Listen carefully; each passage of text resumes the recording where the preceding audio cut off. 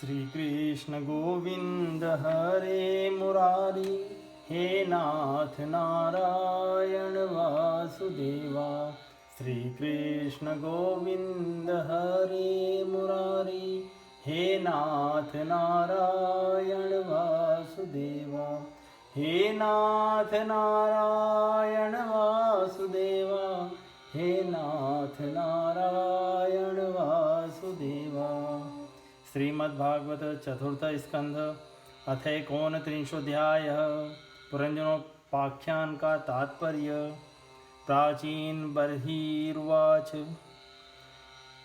भगन्वस्ते वचोस्मार्भिन्न सम्यगवगम्यते, कवयस्तद्विजानन्ति न वयं कर्म मोहितः। राजा प्राचीन बर्हि ने कहा, भगवान, मेरी समझ में आपके वचनों का अभिप्राय पूरा नहीं आ रहा है। विवेकी पुरुष ही इसका तात्पर्य समझ सकते हैं, हम कर्म मोहित जीव नहीं। नारदवाच पुरुषं पुरंजनं विद्याध्यद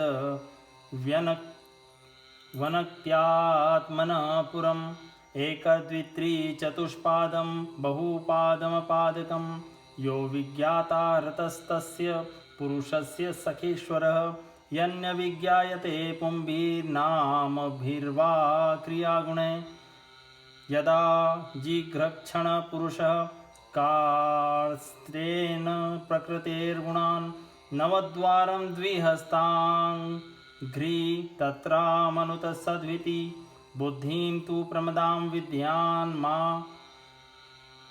माहमिति यत्कृतं यामधिष्ठाय देहेऽस्मिन् पुमान् भङ्क्तेक्षर्भिगुणान् सखायेन्द्रियगणा ज्ञानं कर्म च यत्कृतं सख्यस्तद्वृत्तयः प्राणं पञ्चवृत्तिर्यथोरगः बृहद्बलं मनोविद्या दुभयेन्द्रियनायकं पञ्चालः पञ्चविषया यन्मध्ये नवखं पुरम् अक्षिणी नासिके कर्णो मुखं शिशनगुदाविति द्वे द्वे द्वारो बहिर्याति यस्तीन्द्रियः संयुतः।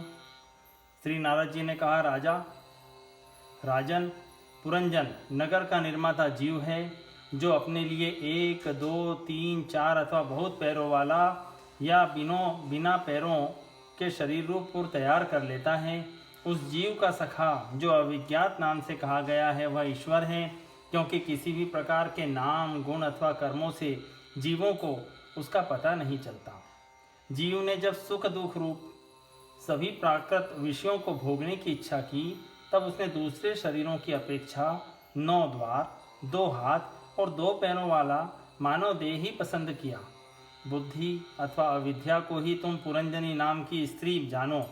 इसी के कारण देह और इंद्रिय आदि में मैं मेरेपन का भाव उत्पन्न होता है, और पुरुष इसी का आश्रय लेकर शरीर में इंद्रियों द्वारा विषयों को भोगता है। 10 इंद्रियां ही उसके मित्र हैं, जिनसे कि सब प्रकार के ज्ञान और कर्म होते हैं। इंद्रियों की वृत्तियां ही उसकी सखियां, और प्राण, अपान, व्यान, उदान समान रूप 5 वृत्तियों वाला प्राणवायु ही नगर की रक्षा करने वाला 5 फन का सर्प है। दोनों प्रकार की इंद्रियों के नायक मन को ही 11वां महाबली योद्धा जानना चाहिए। शब्दादि 5 विषय ही पांचाल देश हैं, जिनके बीच में वह 9 द्वारों वाला नगर बसा हुआ है। उस नगर में जो एक एक स्थान पर 2-2 द्वार बताए गए थे, वे 2 नेत्र गोलक, 2 नासा छिद्र और 2 कर्ण छिद्र हैं। इनके साथ मुख, लिंग और गुदा, ये 3 मिलाकर कुल 9 द्वार हैं। इन्हीं में होकर वह जीव इंद्रियों के साथ बाह्य विषयों में जाता है।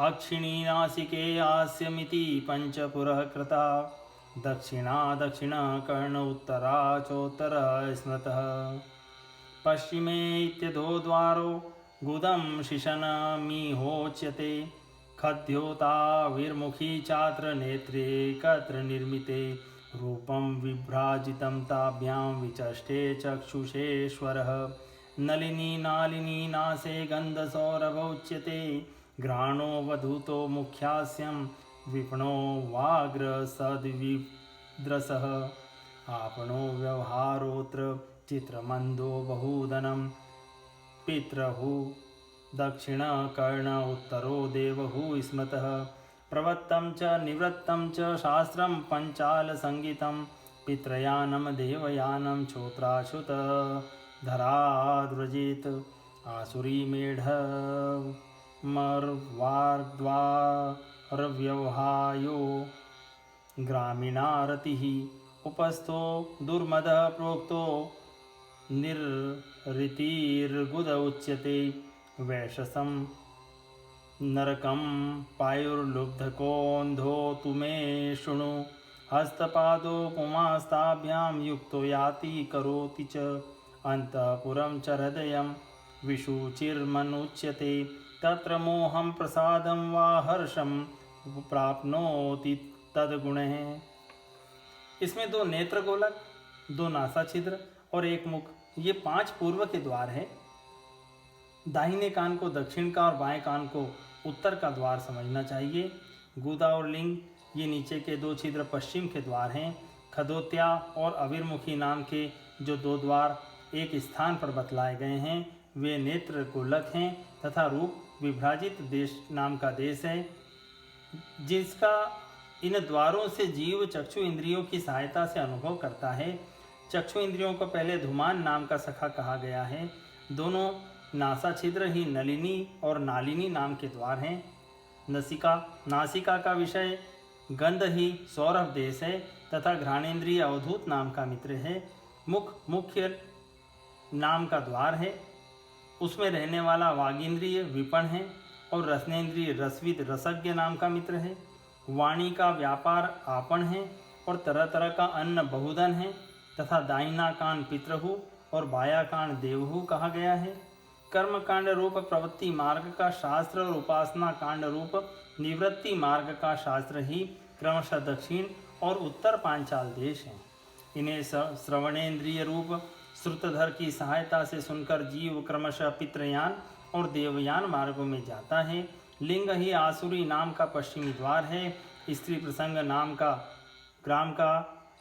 ग्रामक नाम का देश है और लिंग में रहने वाला उपस्थेन्द्रिय दुर्मद नाम का मित्र है। गुदा निर्ऋति नाम का पश्चिमी द्वार है। नरक वैशस नाम का देश है और गुदा में स्थित पायु इंद्रिय लुब्धक नाम का मित्र है। इसके अलावा 2 पुरुष अंधे बताए गए हैं, उनका रहस्य भी सुनो। वे हाथ और पाँव हैं। इन्हीं की सहायता से जीव क्रमशः सब काम करता और जहाँ तहाँ जाता है। हृदय अंतःपुर है, उसमें रहने वाला मन ही विशुचीन नाम का प्रधान सेवक है। जीव उस मन के सत्वादि गुणों के कारण ही प्रसन्नता, हर्ष रूप विकार अथवा मोह को प्राप्त होता है। यथा यथा विक्रियते गुणाक्तो विकरोति वा तथा तथोपद्रष्टात्मा तद्वृत्तिनुकार्यते। देहो रथस्वीन्द्रियाश्व संवत्सरयो गतिः द्विकर्म चक्रस्त्री गुण ध्वज पंचासु बन्धुरः मनोरश्मिर्बुद्धिसूतो हर्निडो द्वन्द्वकुबरः पंचेन्द्रियार्थप्रक्षेपः सप्तधातुवरूथकः आकुर्ति विक्रमो बाह्यो मृगतृष्णा प्रधावति एकादशेन्द्रियचमुः पंचसूना विनोदकृत संवत्सरश्चण्डवेग कालो येनोपलक्षितः तस्याह नीह गन्धर्वा गन्धर्व्यो रात्रयः स्मृतः हरन्त्यायु परिक्रान्त्या षष्टयुत्तरशतत्रयं कालकन्या जरा साक्षा लोकस्तां नाभिनन्दति स्वसारं जग्रहे मृत्युर्क्षयाय यवनेश्वरः आधयो व्याधयस्तस्य सैनिका यवनाश्चरः भूतोपसर्गाशूरयः प्रज्वारो द्विविधोज्वरः। बुद्धि राजमहिषी पुरंजनी जिस प्रकार स्वप्नावस्था में विकार को प्राप्त होती है और जागृत अवस्था में इंद्रियादि को विकृत करती है, उसके गुणों से लिप्त होकर आत्मा भी उसी रूप में उसकी वृत्तियों का अनुसरण करने को बाध्य होता है। यद्यपि वस्तुतः वह उसका निर्विकार साक्षी मात्र ही है। शरीर ही रथ है, उसमें ज्ञानेन्द्रिय रूप 5 घोड़े जुते हुए हैं। देखने में संवत्सर रूप काल के समान ही उसका अप्रतिहत वेग है, वास्तव में वह गतिहीन है। पुण्य और पाप ये दो प्रकार के कर्म ही उसके पहिए हैं। 3 गुण ध्वजा है, 5 प्राण डोरियां हैं, मन बागडोर है, बुद्धि सारथी है, हृदय बैठने का स्थान है, सुख दुखादि द्वंद्व जुए हैं, इंद्रियों के 5 विषय उसमें रखे हुए आयुध हैं और त्वचा आदि 7 धातुएं उसके आवरण हैं। 5 कर्मेंद्रियां उसकी 5 प्रकार की गति हैं।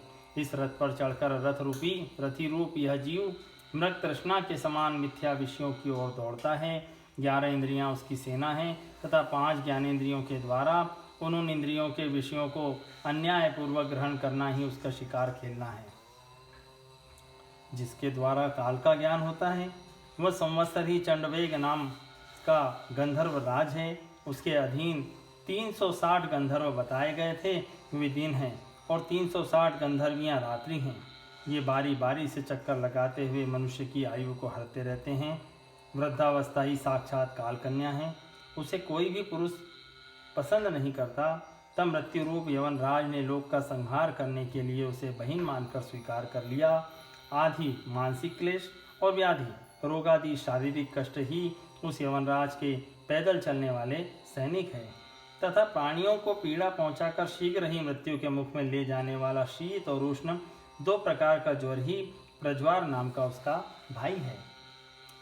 एवं बहुर्विधैर्दुखे देवभूतात्म संभव है, क्लिश्यमान 100 वर्ष देहि तमोव्रतः, प्राणेन्द्रिय मनोधर्मा नात्मन्यध्यस्य निर्गुणः, शेते कामलवान् ध्यायन्माहमिति कर्मकृत, यदात्मानं विज्ञाय भगवन्त परं गुरुं, पुरुषस्तु विसज्जेत गुणेषु प्रकृते स्वदृक्, गुणाभिमानी स तदा कर्माणि कुरुते वशः, शुक्लं कृष्णं लोहितं वा यथा कर्माभिजायते, शुक्लात् प्रकाशभूयिष्ठान् लोकानाप्नोति कैर्चित्, दुःखोदकान् क्रियाया सांस्तमः शोकोत्कटान् क्वचित् पुमान् क्वचिच्च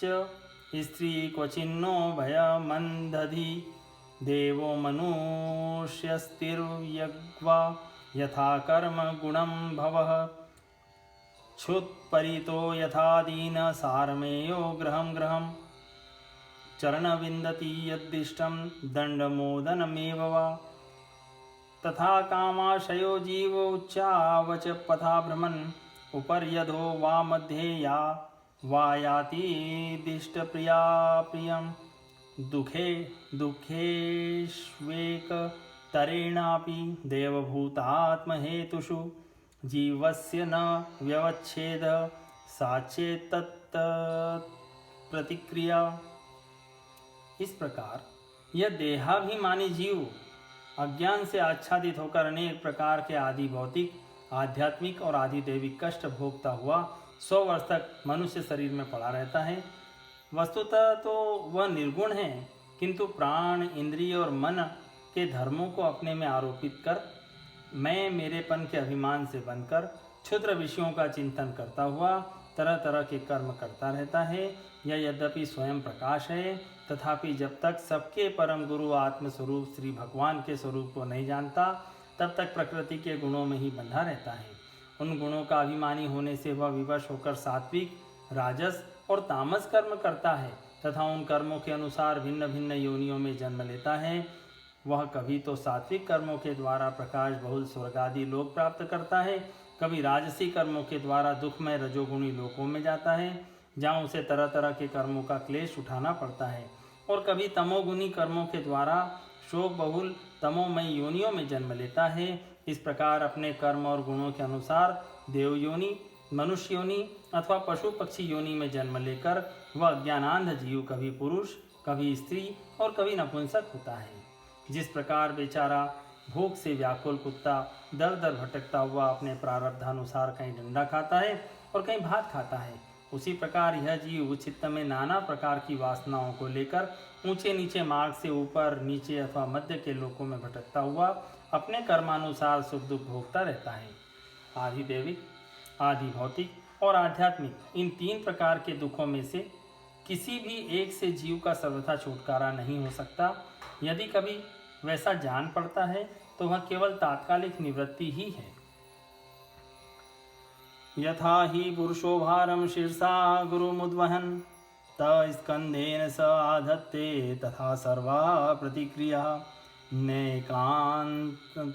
नैकान्ततः प्रतिकार कर्मणा कर्म केवलं द्वया ह्यविध्योपसृतं स्वप्ने स्वप्न इवानघ अर्थे ह्यविद्यमानेऽपि संसृतिर्न निवर्तते मनसा लिङ्गरूपेण स्वप्ने विचरतो यथा अथात्मनोऽर्थभूतस्य यतोऽनर्थपरम्परा संसृतिस्तद्वच्छेदो भक्त्या परमया गुरु वासुदेवो भगवती भक्ति योग समाहित सधि सन्धिचीनेन वैराग्यं ज्ञानं च जनयिष्यति सोचिरादेव राजर्षे स्यादच्युत कथाश्रयः शृण्वतः श्रद्धानस्य नित्यदा स्वादधीयतः यत्र भागवता राजन साधवो विशदाशया भगवद्गुणानुकथन श्रवण व्यग्रचेतसः तस्मिन् मुखरिता मधुभिच्चरित्र पीयूषेश सरितः परितः स्रवन्ति ताये पिबन्त्य वित्रशो नृप गाढकर्णे स्थान्न स्पृशत्यशन त्रंग भय शोक मोह। वह ऐसी ही है जैसे कोई सिर पर भारी बोझा ढोकर ले जाने वाला पुरुष उसे कंधे पर रख ले। इसी तरह सभी प्रतिक्रिया दुख निवृत्ति जाननी चाहिए। यदि किसी उपाय से मनुष्य एक प्रकार के दुख से छुट्टी पाता है तो दूसरा दुख आकर उसके सिर पर सवार हो जाता है। शुद्ध हृदय नरेंद्र, जिस प्रकार स्वप्न में होने वाला स्वप्नांतर उस स्वप्न से सर्वथा छूटने का उपाय नहीं है, उसी प्रकार कर्म फल भोग से सर्वथा छूटने का उपाय केवल कर्म नहीं हो सकता, क्योंकि कर्म और कर्म फल भोग दोनों ही अविद्या युक्त होते हैं। जिस प्रकार स्वप्नावस्था में अपने मनोमय लिंग शरीर से विचरने वाले प्राणी को स्वप्न के पदार्थ न होने पर भी भासते हैं, उसी प्रकार ये दृश्य पदार्थ वस्तुतः न होने पर भी जब तक अज्ञान निद्रा नहीं टूटती बने ही रहते हैं और जीव को जन्म मरण संसार से मुक्ति नहीं मिलती। अतः इनकी आत्यंतिक निवृत्ति का उपाय एकमात्र आत्मज्ञान ही है। राजन, जिस अविद्या के कारण परमार्थ रूप आत्मा को यह जन्म मरण रूप अनर्थ परंपरा प्राप्त हुई है, उसकी निवृत्ति गुरु स्वरूप श्री हरि में सुदृढ़ भक्ति होने पर ही हो सकती है। भगवान वासुदेव में एकाग्रता पूर्वक सम्यक प्रकार से किया हुआ भक्ति भाव ज्ञान और वैराग्य का आविर्भाव कर देता है। राजर्षे, यह भक्ति भाव भगवान की कथाओं के आश्रित रहता है, इसलिए जो श्रद्धा पूर्वक उन्हें प्रतिदिन सुनता या पढ़ता है उसे बहुत शीघ्र इसकी प्राप्ति हो जाती है। राजन, जहाँ भगवद गुणों के कहने और सुनने में तत्पर विशुद्ध चित्त भक्तजन रहते हैं, उस साधु समाज में सब और महापुरुषों के मुख से निकले हुए श्री मधुसूदन भगवान के चरित्र रूप शुद्ध अमृत की अनेकों नदियाँ बहती रहती है। जो लोग अतृप्त चित्त से श्रवण में तत्पर अपने कर्णकुहरों द्वारा उस अमृत का छक्कर पान करते हैं, उन्हें भूख प्यास भय शोक और मोह आदि कुछ भी बाधा नहीं पहुंचा सकते। ऐते रूप द्रुतो नित्यम जीवलोक स्वभाव जय न करोति हरेर्नूनम कथामृत निधोरतिम प्रजापति पति साक्षात् भगवान गिरीशो मुनु दक्षादय प्रजाध्यक्षा नैष्ठिकाः सनकादय मरीचित्रंग्य गिरसो पुलस्त्य पुलः क्रतुः भृगुर्वसिष्ठ इत्येते मदन्ता ब्रह्मवादिनः अद्यापि वाचस्पतयस्तपो विद्या समाधिभिः पश्यन्तोऽपि न पश्यन्ति पश्यन्तं परमेश्वरं शब्दब्रह्माणि दुष्पारे चरन्त उर्विस्तरे मन्त्रलिङ्गैर्व्यवच्छिन्नं भजन्तो न विदुः परं यदा यमन्नुगृह्णान्ति भगवानात्मभावितः स जहाति मतिं लोके वेदे च परिनिष्ठितां तस्मात् कर्मसूर्बर्हिष्मन्न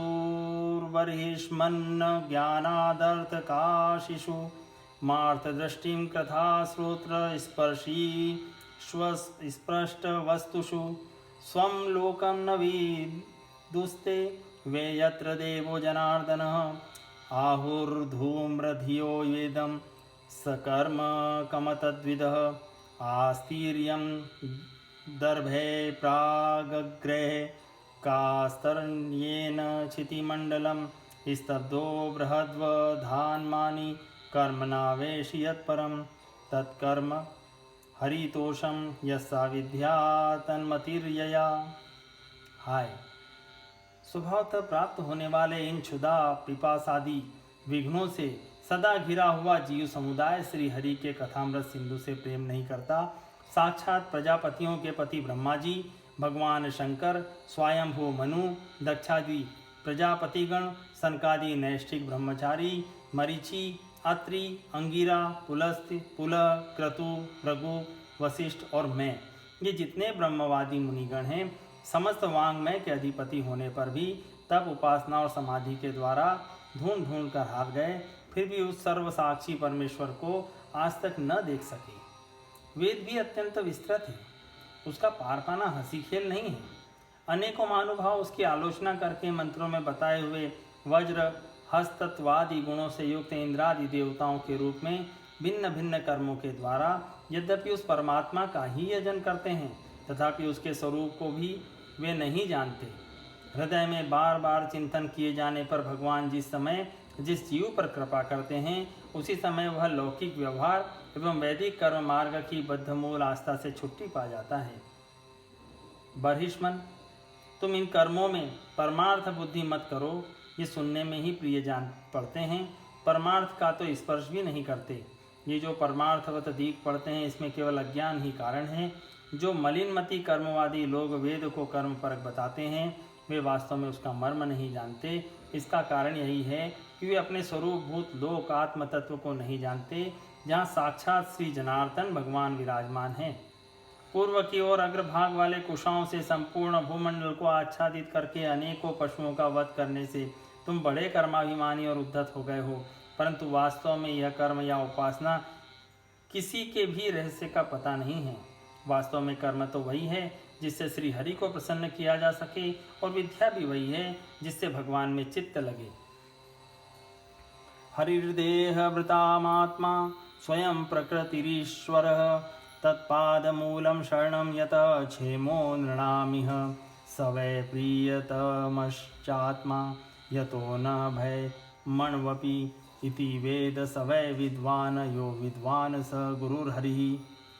श्री हरि संपूर्ण देहधारियों के आत्मा, नियामक और स्वतंत्र कारण हैं, अतः उनके चरण तल ही मनुष्यों के एकमात्र आश्रय है, और उन्हीं से संसार में सबका कल्याण हो सकता है। जिससे किसी को अणुमात्र भी भय नहीं होता, उसका वही प्रियतम आत्मा है। ऐसा जो पुरुष जानता है वही ज्ञानी है, और जो ज्ञानी है वही गुरु एवं साक्षात श्री हरि है। नारद उवाच प्रश्न एवं हि संचिन्नो भवतः पुरुषर्षभ अत्र मे वदतो गुह्यं निशामय सुनिश्चितं क्षुद्रचरं सुमनसां शरणे मिथित्वा रक्तं षडघृणगण सामसूलुब्धकर्णम अग्रे व्रकानसूत्रपो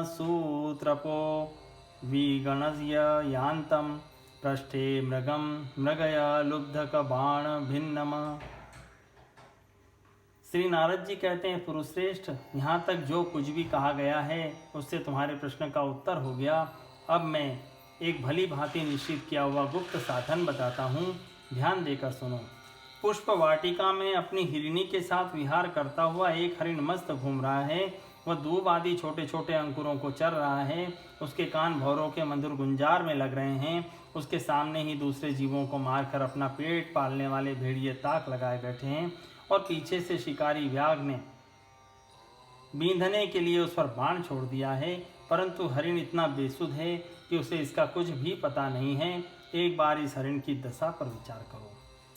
अस्यार्थः सुमन स्वधर्मणां स्त्रीणां शरणं आश्रमे पुष्पमधु गन्धवक्षुद्रतं काम्यकर्मविपाकजं कामसुखलवं जैव्ययोपस्थ्यादि विचिन्वन्तं मिथुनीभूय तद्विनिवेशितमनसं षडघ्रीगणसामगीतवदति मनोहर वनितादिजनालापेष्वतितरामति प्रलोभितकर्णमग्रे व्रकयूथ वदात्मन आयुर्हर्तो होरात्रान्तान्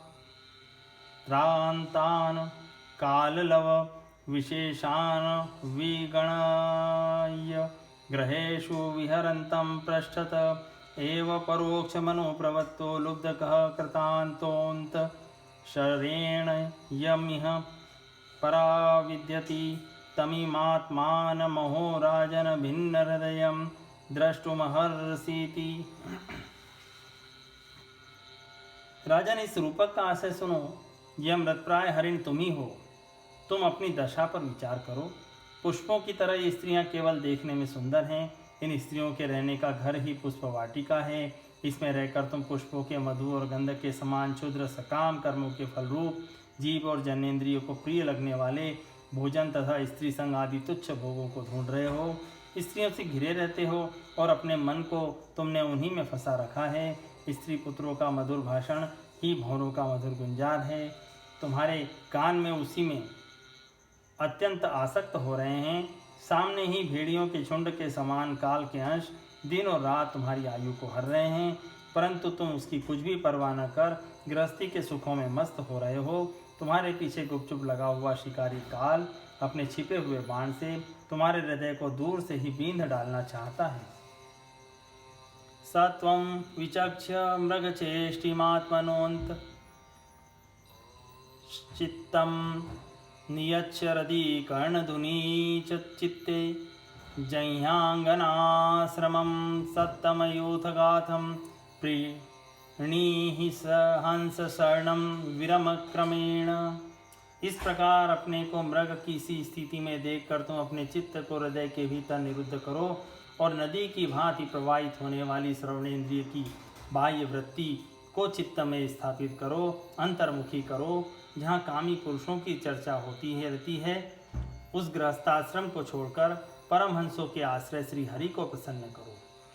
राजोवाच श्रुतमन्वीक्षितं ब्रह्मन् भगवान् यद्भाषत नैतज्जानन्त्युपाध्याया किं न ब्रूयुर्विर्दुयर्दि संशयोऽत्र तु मे विप्र सञ्छिन्नस्तक्रतो महान् ऋषियोऽपि हि मुह्यन्ति यत्र नेन्द्रियवृत्तयः कर्माण्यारभते येन पुमान्य विहायतम् अमुत्रान्येन देहेन जुष्टानि स यदश्नुते इति वेदविदां वाद श्रूयते तत्र तत्र कर्म यत्क्रियते प्रोक्तं परोक्ष न प्रकाशते। राजा प्राचीन बरही ने कहा, भगवान, आपने कृपा करके मुझे जो उपदेश दिया उसे मैंने सुना और उस पर मैं विशेष रूप से विचार भी किया। मुझे कर्म का उपदेश देने वाले इन आचार्यों को निश्चय ही इसका ज्ञान नहीं है। यदि ये इस विषय को जानते तो मुझे इसका उपदेश क्यों न करते। विप्रवर, मेरे उपाध्यायों ने आत्मतत्व के विषय में मेरे हृदय में जो महान संशय खड़ा कर दिया था उसे आपने पूरी तरह से काट दिया। इस विषय में इंद्रियों की गति न होने के कारण मंत्र दृष्टा ऋषियों को भी मोह हो जाता है। वेदवादियों का कथन जगह जगह सुना जाता है कि पुरुष इस लोक में जिसके द्वारा कर्म करता है उस स्थूल शरीर को यहीं छोड़कर परलोक में कर्मों से ही बने हुए दूसरी देह से उसका फल भोगता है। किंतु यह बात कैसे हो सकती है, क्योंकि उन कर्मों का कर्ता स्थूल शरीर तो यहीं नष्ट हो जाता है। इसके सिवा जो कर्म यहाँ किए जाते हैं वे तो दूसरे क्षण में अदृश्य हो जाते हैं। वे परलोक में फल देने के लिए किस प्रकार पुनः प्रकट हो सकते हैं। नारदवाच येनेवारभते कर्म तेनेवामुत्र तत्पुमान् भुङ्क्ते ह्यवधानेन लिंगेन मनसा स्वयं शयानमिममुत्सृज्य श्वसन्तं पुरुषो यथा कर्मात्मन्याहितं भुङ्क्ते तादृशेनेतरेण वा। श्री नारद जी ने कहा, राजन, स्थूल शरीर तो लिंग शरीर के अधीन है, अतः कर्मों का उत्तरदायित्व तो उसी पर है। जिस मन प्रधान लिंग शरीर की सहायता से मनुष्य कर्म करता है वह तो मरने के बाद भी उसके साथ रहता ही है, अतः वह परलोक में अपरोक्ष रूप से स्वयं उसी के द्वारा उनका फल भोगता है। स्वप्नावस्था में मनुष्य इस जीवित शरीर का अभिमान तो छोड़ देता है, किंतु इसी के समान अथवा इससे भिन्न प्रकार के पशु पक्षी आदि शरीर से वह मन में संस्कार रूप से स्थित कर्मों का फल भोगता रहता है।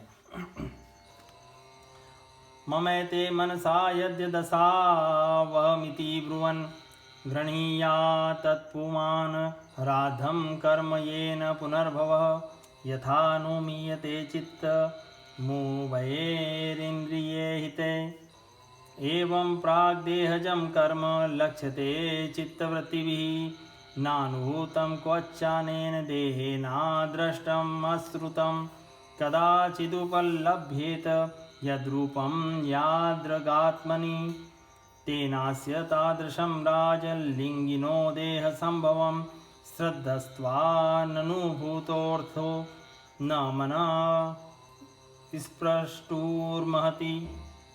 मन एव मनुष्यस्य पूर्वरूपाणि संसति भविष्यतश्च भद्रं ते तथैव न भविष्यतः अदृष्टमश्रुतं चात्र क्वचिन्मनसि दृश्यते यथा तथा नु मंतव्यं देशकालक्रियाश्रयं सर्वे क्रमानुरोधेन मनसीन्द्रियगोचरः आयान्ति वर्गशो यान्ति सर्वे समनसो जनः। इस मन के द्वारा जीव जिन स्त्री पुत्रादि को ये मेरे हैं और देहादि को यह मैं हूँ ऐसा कह के मानता है, उनके किए हुए पाप पुण्यादि रूप कर्मों को भी यह अपने ऊपर ले लेता है और उनके कारण इसे फिर व्यर्थ में जन्म लेना पड़ता है। जिस प्रकार ज्ञानेंद्रिय और कर्मेंद्रिय दोनों की चेष्टाओं से उसके प्रेरक चित्त का अनुमान किया जाता है, उसी प्रकार चित्त की भिन्न भिन्न प्रकार की वृत्तियों से पूर्व जन्म के कर्मों का भी अनुमान होता है। अतः कर्म अदृष्ट रूप से फल देने के लिए कालांतर में मौजूद रहते हैं। कभी कभी देखा जाता है कि जिस वस्तु का इस शरीर ने से कभी अनुभव नहीं किया, जिसे न कभी देखा न सुना ही, उसका स्वप्न में वह जैसी होती है वैसा ही अनुभव हो जाता है। राजन, तुम निश्चय मानो कि लिंग देह के अभिमानी जीव को उसका अनुभव पूर्व जन्म में हो चुका है, क्योंकि जो वस्तु पहले अनुभव की हुई नहीं होती उसके मन में वासना भी नहीं हो सकती। राजन, तुम्हारा कल्याण हो। मन ही मनुष्य के पूर्व रूपों को तथा भावी शरीर आदि को भी बता देता है, और जिनका भावी जन्म होने वाला नहीं होता उन तत्ववेत्ताओं की विदेह मुक्ति का पता भी उनके मन से ही लग जाता है। कभी कभी स्वप्न में देश काल अथवा क्रिया संबंधी ऐसी बातें भी देखी जाती है जो पहले कभी देखी या सुनी नहीं गई, जैसे पर्वत की चोटी पर समुद्र, दिन में तारे अथवा अपना सिर कटा दिखाई देना इत्यादि।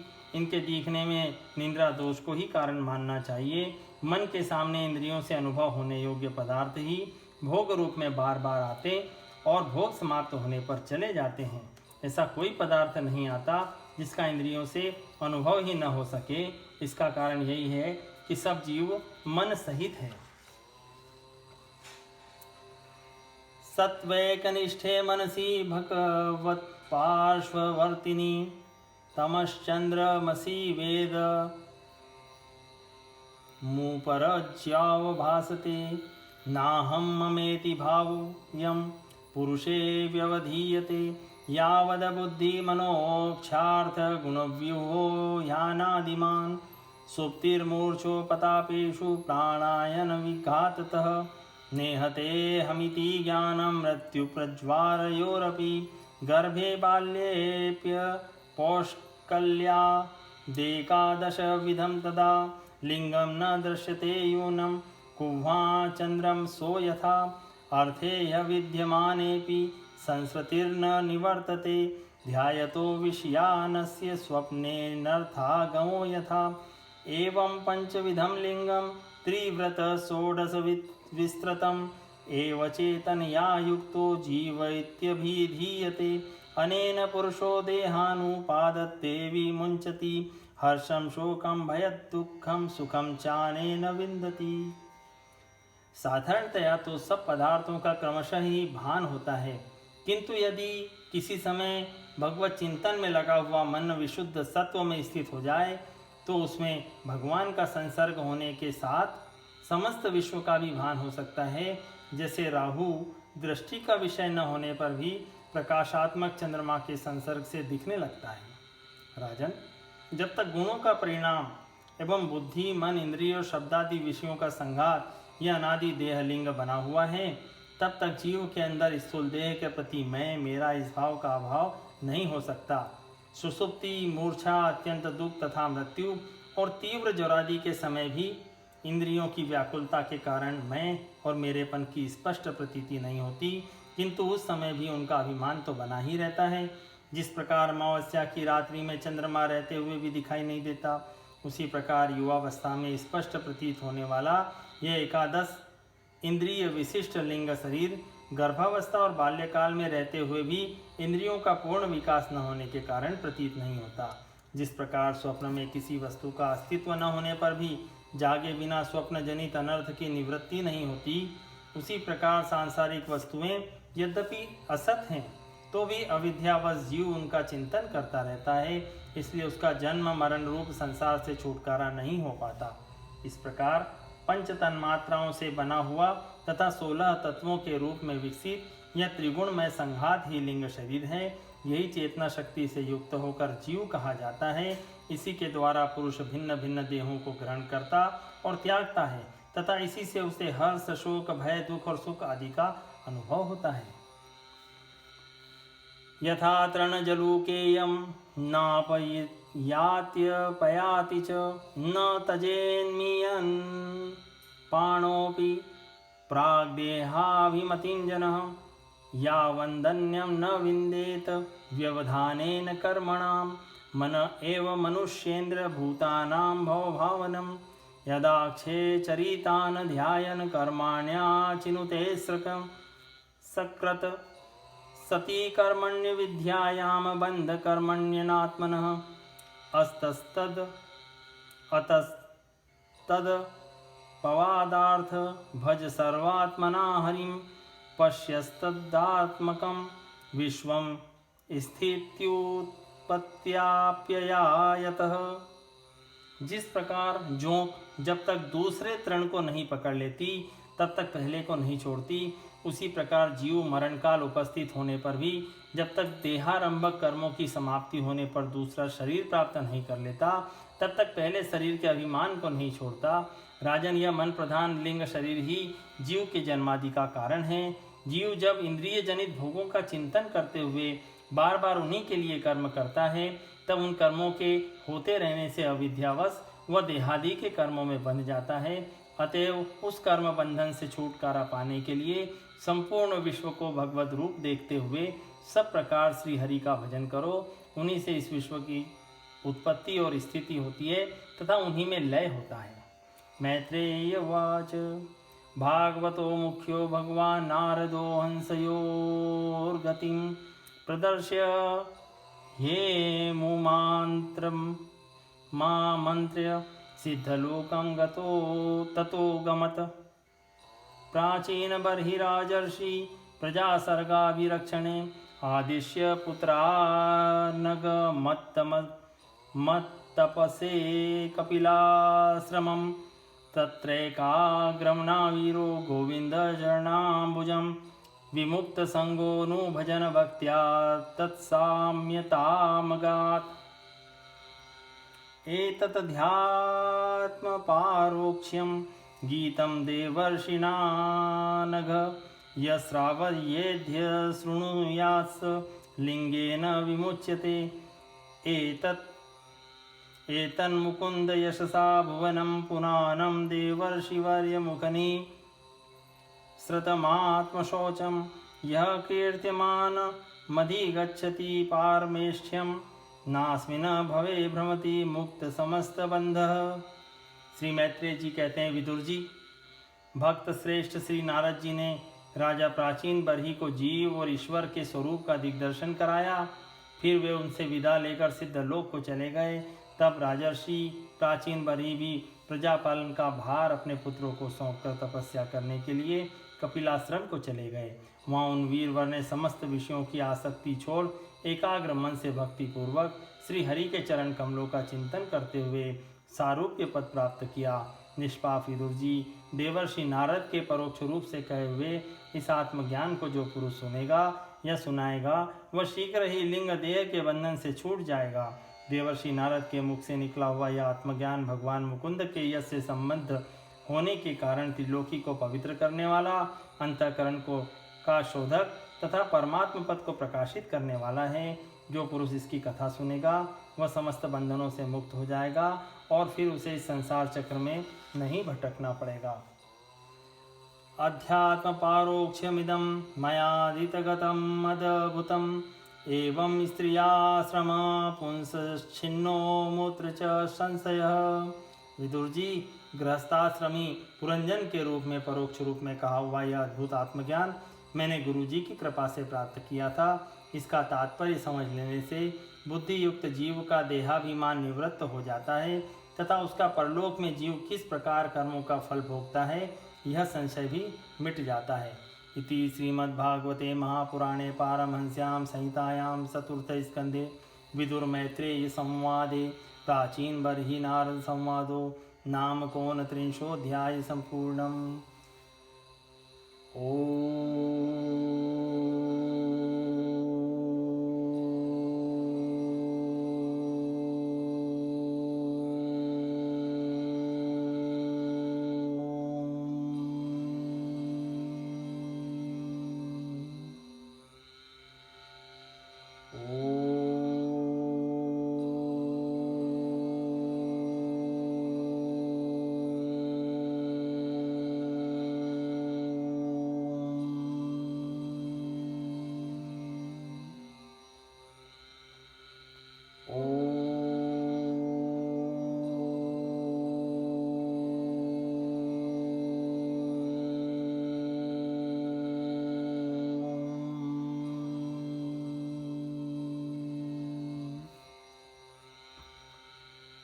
श्री कृष्ण गोविंद हरे मुरारी, हे नाथ नारायण वासुदेव।